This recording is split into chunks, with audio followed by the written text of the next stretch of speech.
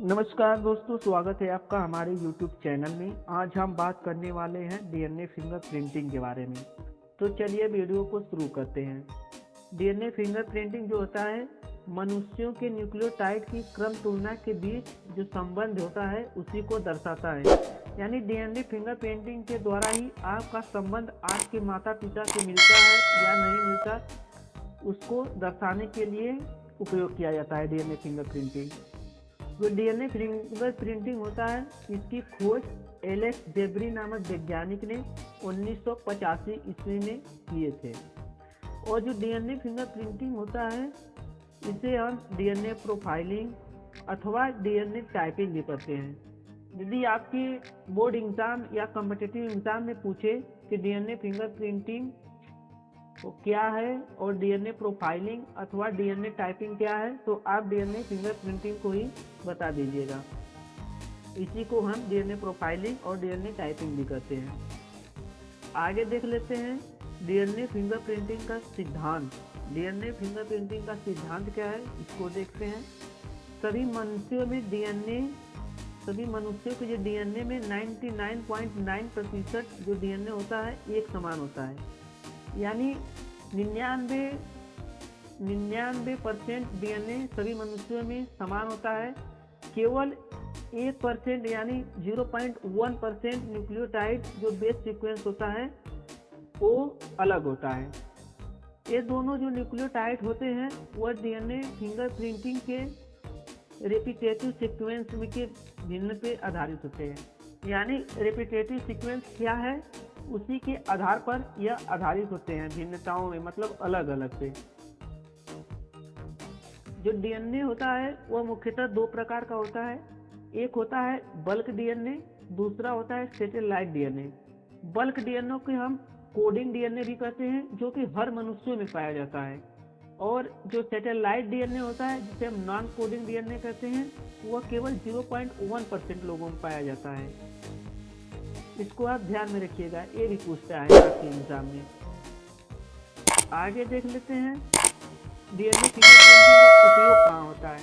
आप सभी को पता होगा कि डीएनए फिंगर प्रिंटिंग का उपयोग जो होता है अपराधियों की खोज करने में किया जाता है, या दुर्घटना हो जाए किसी का, उसकी पहचान के लिए किया जाता है।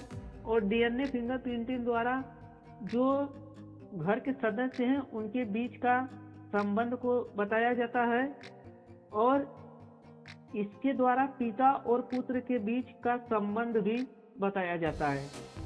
और डीएनए फिंगर प्रिंटिंग की सहायता से माता पिता और बच्चे का गुण भी पहचाना जाता है। जैसे लोग कहते हैं कि यह बच्चा अपने पिता को पढ़ा है और यह अपने माता को पढ़ा है, तो इसको आप डीएनए फिंगर प्रिंटिंग की सहायता से पता लगा सकते हैं कि वह किसका बच्चा है। आगे देख लेते हैं डीएनए फिंगर प्रिंटिंग का लैब कहाँ है और कहाँ स्थित है। तो डीएनए फिंगर प्रिंटिंग का जो डायग्नोसिस सेंटर है वह हैदराबाद में स्थित है।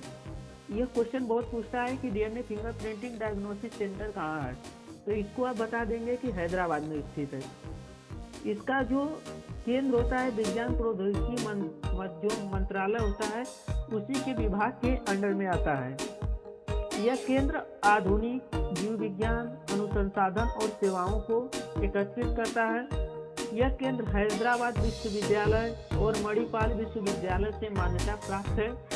जो डीएनए फिंगर प्रिंटिंग हैदराबाद में स्थित है सेंटर। और यह CDFD जो होता है जेल सूचना, इसकी सुविधा भी समर्पित करता है। GDFD द्वारा आपकी सुविधा से आप पता कर सकते हैं।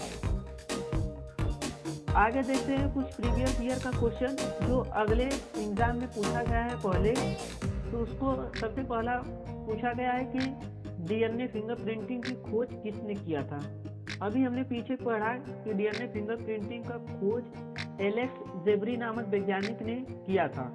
तो इसको आप ध्यान में रखिएगा, ये UPSC 2009 में पूछा है। अगला क्वेश्चन देखेंगे। दूसरा क्वेश्चन है डीएनए फिंगर प्रिंटिंग का कार्य क्या है। तो अभी पीछे उसके उपयोग में हम लोग पढ़े कि उस माता पिता के गुण को बताना, खोए हुए बच्चों को खोजने में सहायता प्रदान करना, अपराधियों को पकड़ने में सहायता प्रदान करना, तो इसका सही ऑप्शन होगा उपरोक्त सभी।